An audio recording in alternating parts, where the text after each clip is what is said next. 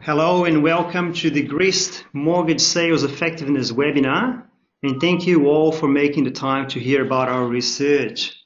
We appreciate that with the end of the financial year just around the corner, everyone is in a busy schedule, so it's great that so many representatives of different banks have made the time available.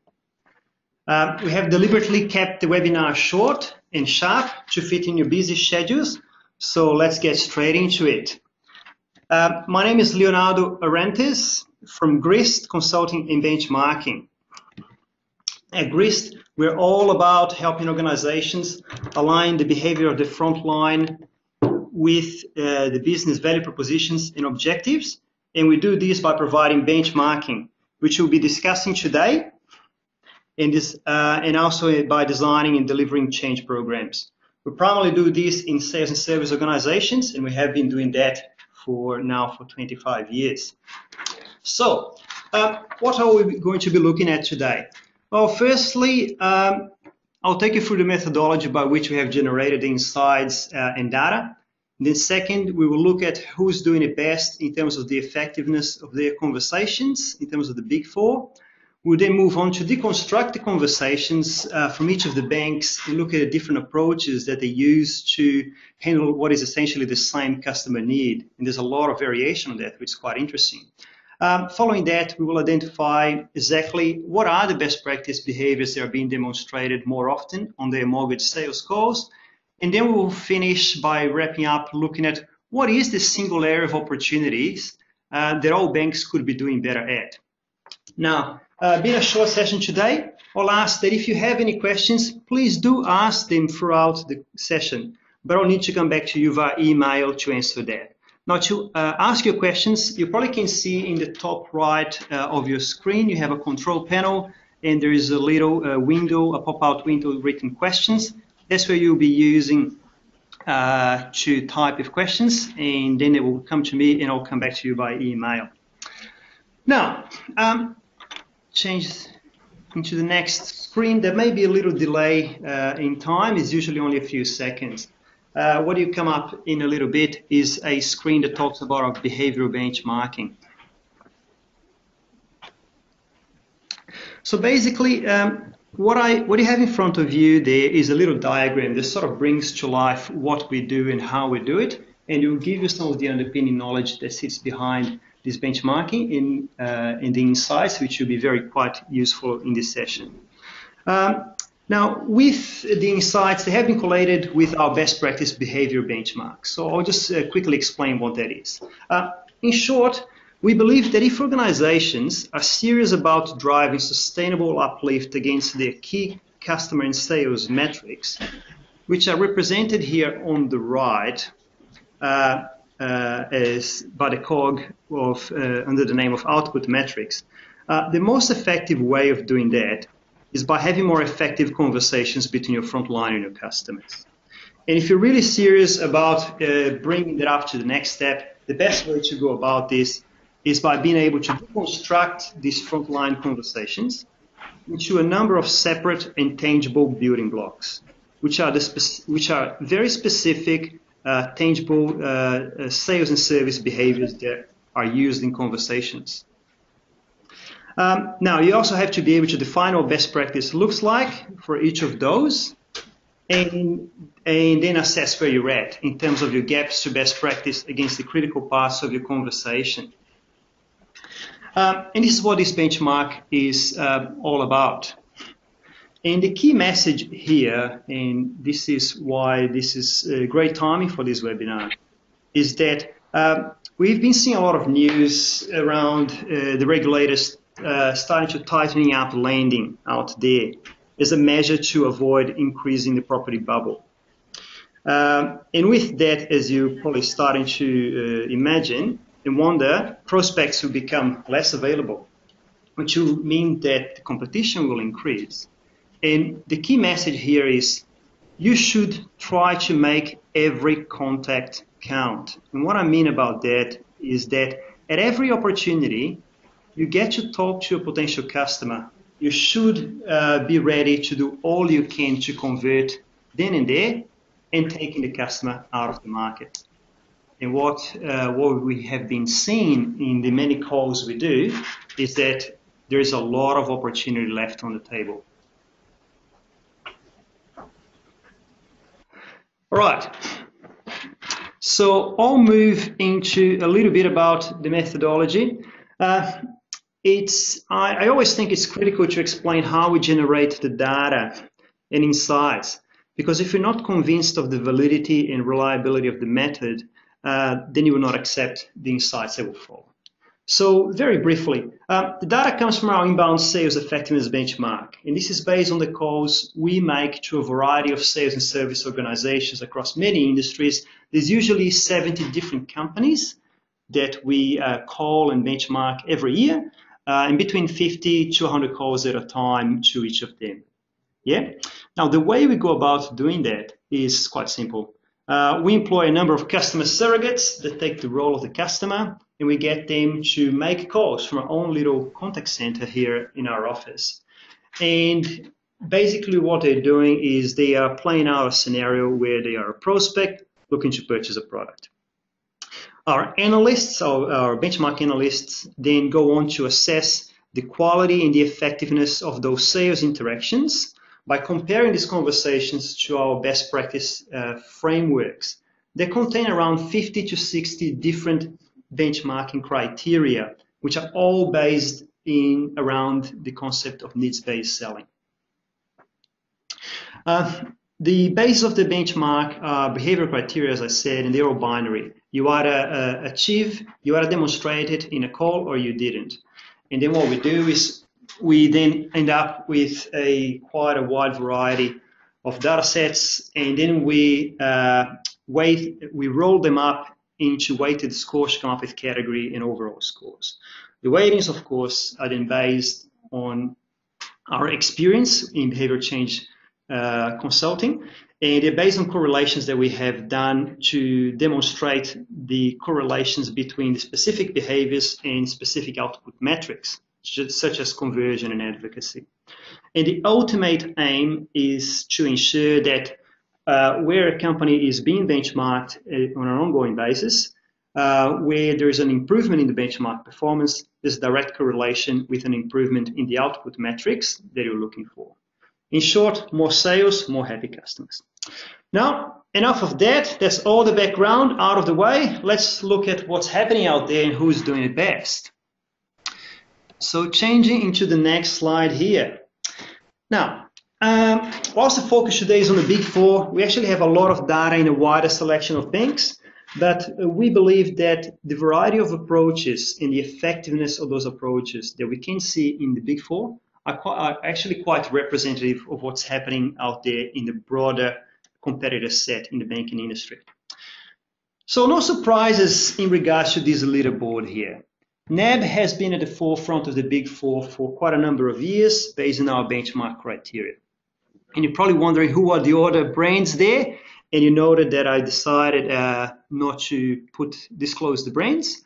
The insights are real, and you will come out of this session with a lot of insights to digest. But this is obviously some data that we sell, and if you have an interest, we'd love to have more conversations with you about that. This is an excerpt from the last sort of insights we collected earlier this year. Now, before we progress, I just wanted to call out what this single score represents, which is the percentage you can see in there. So essentially, this is a rolled up weighted average score that takes in consideration all of those 50 to 60 different best practice behaviors that are or not used in the calls from each of the bank. And what you can see there is the uppermost single score, which essentially gives you a view of both the customer side of the experience and the acquisition side.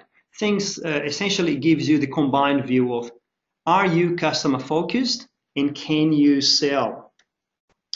And more specifically, what that represents is the effectiveness of your agents at guiding a prospective customer for a structured needs-based selling conversation that creates both a positive customer and a sales outcome. In short, more sales and happy customers. All right, so this is the leaderboard, but what's happening in these calls? let's open the bonnet and deconstruct the calls. So basically, this is a mortgage sales inquiry. There's only a few ways you can go about it, so obviously there'll be some resemblances regardless of which bank you're talking to. Yeah, and you got to remember, this is all a warm sales lead scenario. And I'll get into more specificities of what is in the scenario in a little bit. So basically, what's happening out there is you open a call and launch into a series of questions to profile the type of buyer. Things like, is this a new or an existing customer, first home buyer upgrading? Is it residential? Is it investor? Where are you at in the purchasing and the research journey? When that is established, most banks will then move on into a series of borrowing capacity and loan size questions. Things like, what is your income, how much deposit, how much are you looking at borrowing, what are all of your different sources and other sources of income, loans, credit cards, etc. Once you've painted a picture around the customer situation, there's usually a combination of broad and specific needs discovery questions. Things like what sort of features are of interest, how are you going to use these? More specifically, questions like, now, would you mind talking to me a little bit in terms of what is the background to your need to take a loan? What's going on in your broader life, customer life cycle, and things like that. Lifestyle milestones. What is important to you in a home loan? Are there any specific features you would like to have in your mortgage? And then once that it's been established, agents launch into a broad variety of both generic and product-related information. That's where things can get a bit confusing and overwhelming, and definitely certain banks do a lot better than others in this space, especially towards the end of that part of the call in terms of the agent's ability to narrow down to a specific product that he would like to talk to and explain to the customer and the specific features of interest. And then towards the end of the call, how much effort does the agent puts in persuading the prospective customer to gain commitments to the next step, moving to the next step with your bank, and then moving on to closing the call. Now, this is the sort of general view. Now, it doesn't always come this way. More specifically, when we look at the Big Four, there is two different main approaches here, which is you either have a single process and one single agent will take you through the whole journey, or you use two different agents, which is what you can see in the back in the right side here, where the first agent answers the call, goes through some profiling questions, establishes your borrowing capacity, and explains that if you want to fulfill on the phone here and now, I need to transfer the call. There's a warm call transfer that follows, where then the second agent takes over and then does a good job or not at leveraging the information that has already been discussed and then launching into a more targeted needs discovery to then move on to product information and things like that. So two main approaches that you can see here. Now, what is interesting to see, and this is a key comment, is that from a customer experience and personalization of the call and the effectiveness of the sales conversations, we honestly believe that either approach can work. What happens though, and what we see quite frequently from bank to bank and sometimes within different agents from the same bank, is the gap in terms of how well they execute this strategy. And with that, the customer experience suffers, but also your ability to present yourself as a banking expert that can genuinely and in a professional way help the prospect understand how your product will suit their needs. So we will now start looking at those differences. But before we do that, let's just look at what is the scenario. So as I said before, we will always play the role of a warm sales lead call, where there's a new to bank prospective customer, which will call your mortgage sales lines to inquire about a mortgage product, as he is interested in getting a pre-approval then and there. on the call. This person, male or female, on the different names and ages and other specific details, will always have a minimum of 20% deposit and will have 2 properties in mind. And he will always have already gone through detailed affordability calculations with some other bank, and he is clear on his borrowing capacity. What is critical to understand, though, is that not all this information is delivered upfront in the call. And it's really up to the agent to ask as many questions as required to effectively understand the customer situation. And that's where the variety comes from.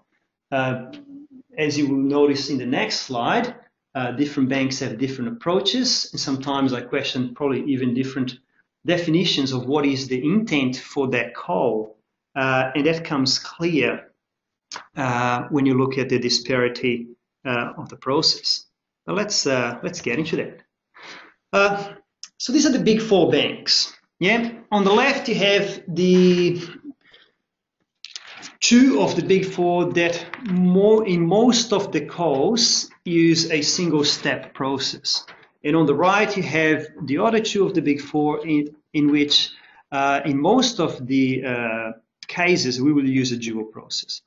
And what I mean about most of the cases is that we all know contact centers. There's always overflow. There's always peak times, and the process sometimes will vary. Yeah. So this is based on what is happening in most of the calls. And it will give you a bit of an insight in terms of what is the sales process that the bank has set itself out to achieve. Now, what you see there is essentially the duration, the average duration of the agent conversation to address that same scenario. Yeah, as you can see here, some of these banks are taking 15 or more minutes, and whilst others are taking just 6, to essentially address the same customer need. Now, what is very enlightening in this slide is that we selected a few calls from each of the bank to launch into this mapping exercise. And of course, in selecting those calls, we had to choose calls that represented the average experience we have received in the hundreds of calls we have listened to. And that sort of also shows you how long they're investing in each part of the call, which is quite interesting because certain parts of the call, I'm sure you would agree, would deliver more value to the end customer and sales outcome than other parts. Now, as you can see here, the total duration in the calls on the right does not include the transfer time, because obviously there will always invariably be some sort of wait time whilst you get transferred from the first agent to the second agent. And very, very interesting to understand how the double handling that happens in certain parts of the call adds up. So as an example, let's pick the top Big 4 bank on the right column here. If you look at the time spent in opening the call and asking buyer profiling questions, and you see that in the brackets you have agent 1 plus 2. What I mean there is that when you get transferred to the second agent, that agent will invariably have to somehow cover the ground that has already been covered. And there's obviously different ways to go about that. Well, in this case, I must say that the first, when you add the time spent in the call from the 2 agents, you actually have 25% of the total call duration. So that's 25% of 15 minutes. Whilst you look at in the columns, the 2 banks on the left, that goes down to as short as 20% of 6 minutes, of 20% of 8 minutes. So there's a lot more time being spent here in the columns on the right. Now, I'm not saying that this is good or bad, because obviously that represents the time, that also includes the times in which the customer is speaking. And you would argue that the more information, the better. Well, with a grain of salt, of course. The more information of the most valuable type, I would argue, is the better. But then obviously you have some restraints in terms of resourcing and AHT, so you have to be effective on how you go about that. The interesting is to look from the Big 4 bank on the right top to the bottom, just how much time that double up adds to the call. If you look at borrowing capacity questions, agent 1 and 2, that is way over 30% of the call, 30% of the 15 minutes for the Big 4 bank on the top. And you look at the bottom, that's less than 20% of what is already a shorter call. So it makes you wonder, what are they doing and what value does that deliver? So anyway, it's quite a different approach, and we'll then start digging down into each of the specific banks. Now, this is the first bank here, which has not the shortest call duration, but the second shortest. Quite interesting approach here. As you can see here, this is the percentage of time where they spend their time in the call. What is quite interesting here is that there's no strong structured needs discovery that takes place in the call. And you would see here, hey, 0% in terms of time spent in borrowing capacity questions. Well, remember, our customer surrogate playing the scenario would have always already undertook a detailed affordability calculation with another bank. So yes, you could argue, well, providing I can determine at least how much you want to borrow, what is the deposit you have, and what is your income, then I've sufficed my need to understand that you're fair income, and then I could move into pre-approval. I won't hold that against this specific bank here, but in that sense, whilst they are doing the right thing by the customer in terms of not spending too much time there, what you can see there is that they're also spending very little time in terms of understanding what are the key features of interest in regards to a mortgage and how you're going to spend the time. They are, though, spending a fair amount of time in buyer profiling questions, but they are also then spending a very long time in the product information and presentation of solution. What I would like to say here is that it would be great if that presentation of solution was like, so Johnny, the specific product I would like to talk about today is the XYZ because blah, blah, blah, in a very tailored sort of presentation. That's not what's happening. In most of the times, it's a lot of very generic information and a lot of times multiple products being pitched to the customer, whilst then leaving the customer confused and with the sense of, hold on, I called the expert, and I'm probably more confused now than I was before. And the call ends with the customer most of the time being directed to the website. Now, this next one here has a shorter call time. It's short but punchy. Definitely a more defined structure. They're really good at offering product information and ask a little more questions than in the previous example. As you can see, they will invest time in the borrowing capacity questions. I'm not sure if that is a requirement of the specific agents on the floor, that they do get into the level of detail, but there's certainly a lot more happening. But as you can see, they're spending less time in product information in this specific solution, but that is also a lot more targeted.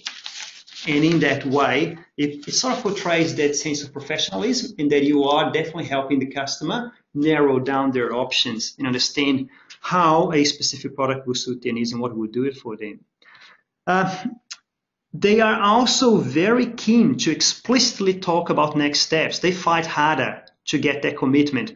They offer to send information, they advise on channels, they send their direct contact details. They're really willing to take the customer into the next steps. Now, let's look into another bank which has the dual process. Now, this is a lot longer call. It's 5 minutes in the first agent, 10 minutes in the second agent, and anything between 2 to 4 minutes in between the two agents. There's a warm call transfer, and the first agent has gathered the information, passes to the mortgage specialist.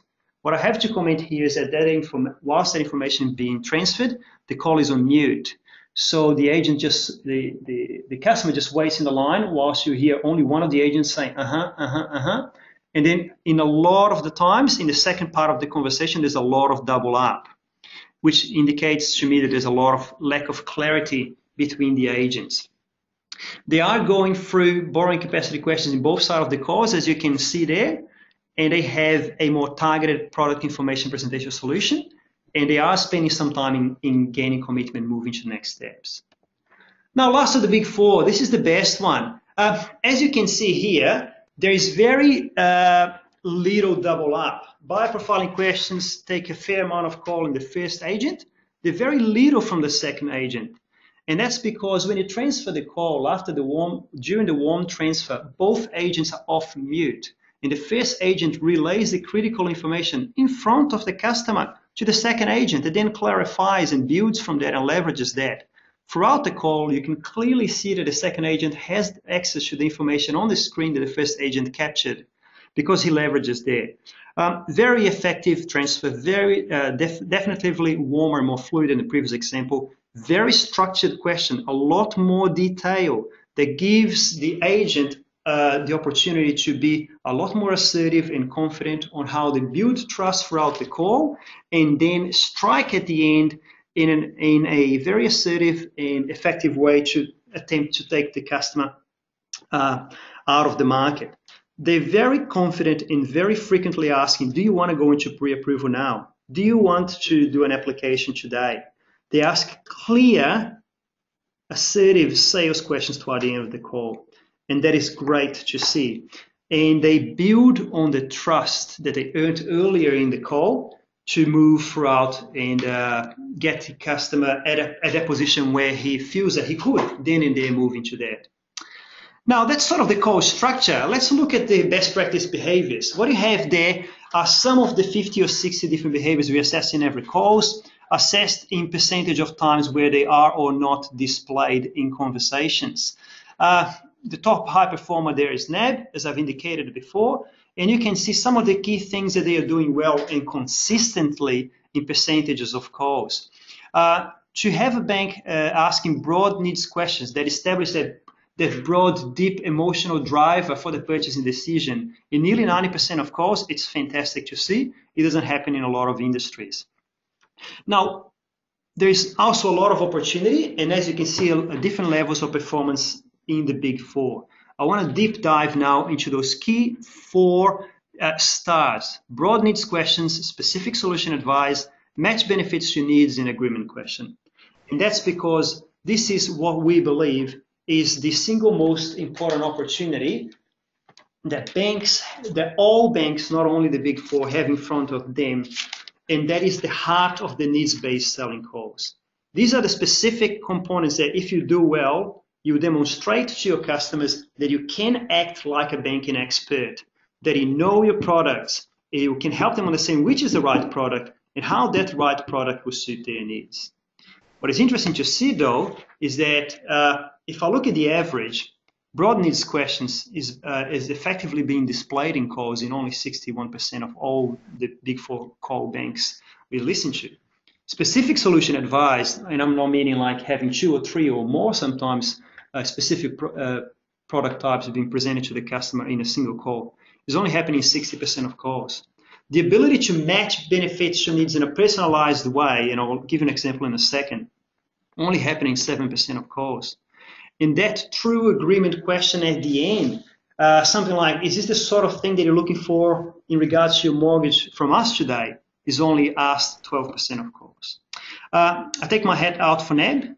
So NAB's percentages are down below. They're doing that broad needs questions. Things like, look, Johnny, I know it's a long-time commitment, and I want to make sure we get this right, not only for now, but also for your future needs. So if you could share what is driving the need to upgrade your house? An effective, well-presented, broad needs questions, 89% of calls from NAB. But then to move on and say, based on what you told me, the product I would like to explain today is XYZ. And that's because it has this particular feature that works like this, blah, blah, blah. And then to do that in 79% of calls, it's very good. Sorry, appreciate it's 11:30. We're only 3 minutes away, so just hang on there with me. Apologies for the delay. Matching benefits to needs in a personalized way. What we're looking for here is an agent, after having spoken to the specific product and highlighting the key feature that specifically suits their needs and explain how it works. Just say, and what that means to you, Johnny, is that you don't need to live with your mother-in-law any longer as you need to, which is what you told me earlier before, which is the key broad driver behind this call. And really personalizing it, really going to that sticking point, to that emotional driver. And then just close and say, is this the sort of thing that you're looking for us today in regards to your mortgage? Now, critical to understand here is that even at NAB, there's a lot of opportunities.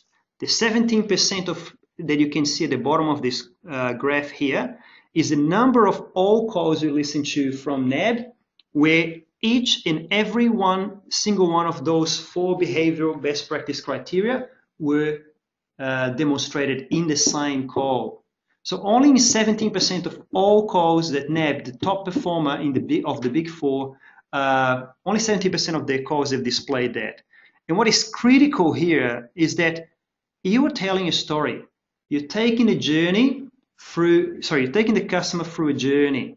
Every customer has a story to tell, and you have to build up along that call on the trust you've been creating ever since the time you answer the call towards the end, and leveraging and using the information you collated and collected before to personalize that experience, make it very tailored, and make it very unique for the customer.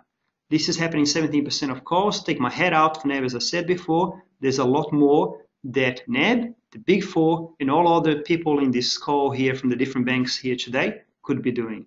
So this is basically the key critical insights I have set out to present today. This is the end of our presentation. I really would like to thank you very much for having come through here today. I hope there are some interesting takeaways for you. Please take your time to digest. Send me an email and any calls you might have, any questions you might have, and I would love to work through those with you. So once more, thank you very much and have a great week. All the best, and this is the end. Thank you.